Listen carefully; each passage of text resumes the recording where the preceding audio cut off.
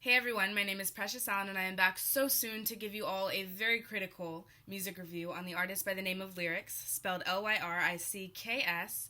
This man is going to break grounds, in my opinion, in the music world, with related tones, styles, and content to that of Eminem and Dr. Dre, and several other great artists that I can point out as well for you in the latter of my video. His rhymes are incredibly smooth, so dope, bringing old rap style and beats into this new world that we live in regards to the evolution of music. One great skill of his that I think should be pointed out is how he ties in his life stories with his rhymes, lyrics, and act, while continuing to portray parts of his culture, which are displayed throughout his music video and song.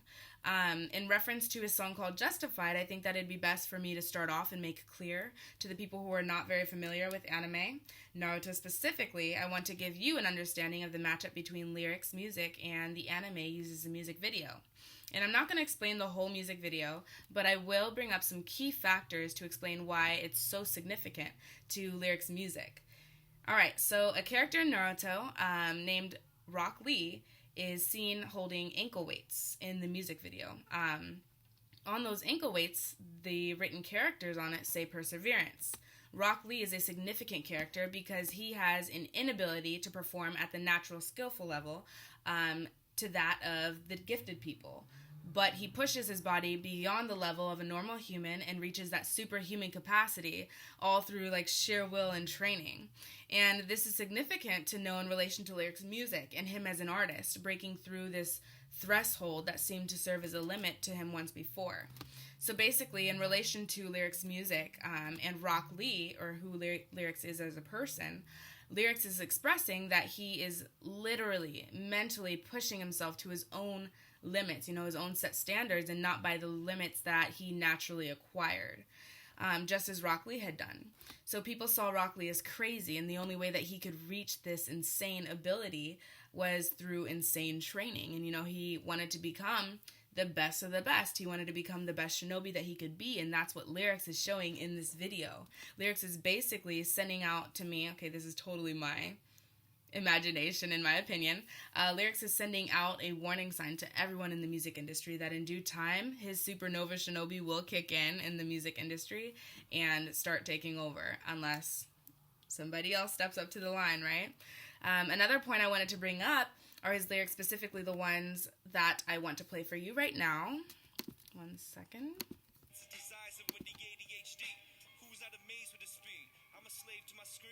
Mental orgy with the 4G and it playing HD. But the most hilarious part is in the future when I play this in front of my grandson and my daughters, they're gonna ask me, how'd you survive with such slow internet, Grandpa?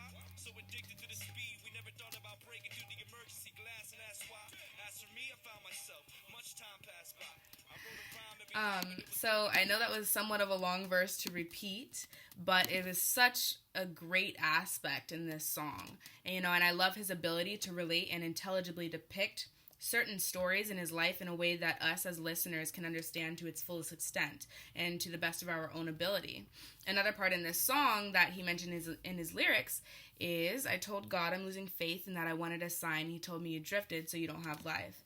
And I love this in particular because he shows his fans that he is just as normal and human as we are. He goes through situations that are fairly common yet made privatized, and to be able to distinguish and relate to an artist who exploits personal life situations, for example, such as religion and our personal relation to God, it draws the listener and viewer to feel that much more inclined to be connected to the artist.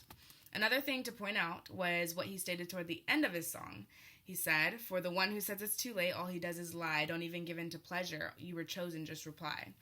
And to me, he stands as a motivation and an inspiration to listeners all over the world, Also, in addition to this, his music videos show clear significance in the match-up relation between his lyrics and culture. In reference to his song called Seven Rings with JL, bringing cultural instruments into the intro of their music was great, I thought. It threw me off at first, and I was like, okay.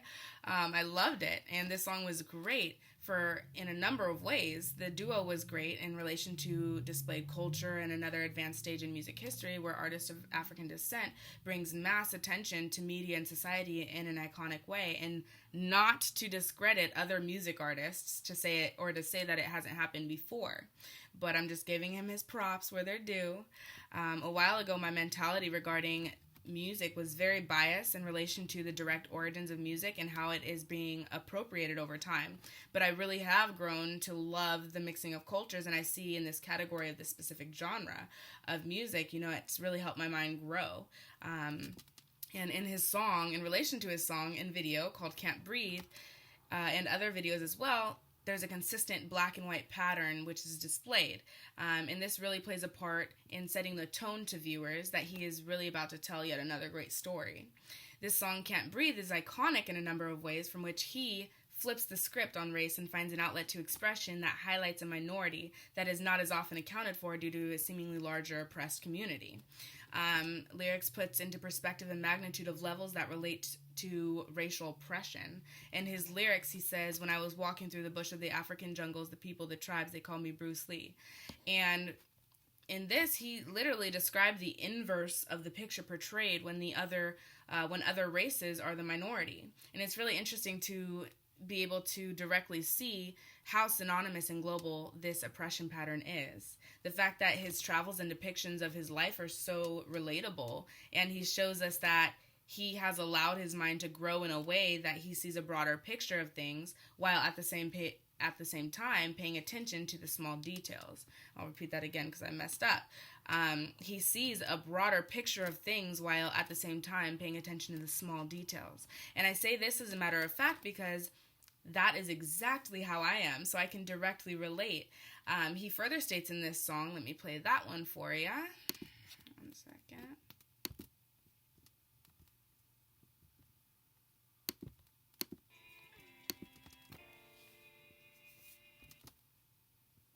When I was walking through the bush in the African jungles, the people, the tribes, they call me Bruce Lee. Not mocking, they just not used to my face, the shape of my eyes. They just chose the name that just suits me. As I walked around, they like, as we do a high kick, making noises like it's kung fu.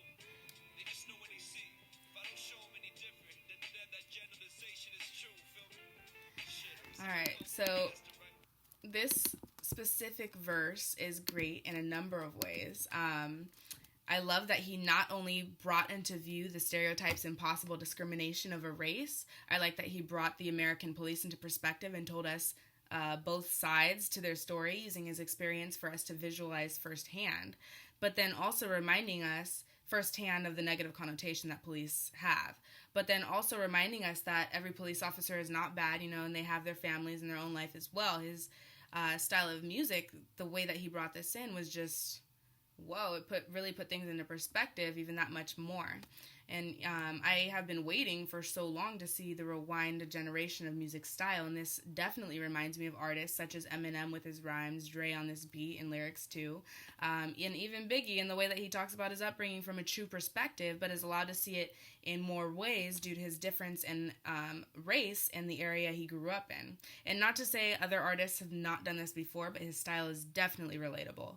And in this song, it can also serve as a symbol of oppression within our nation.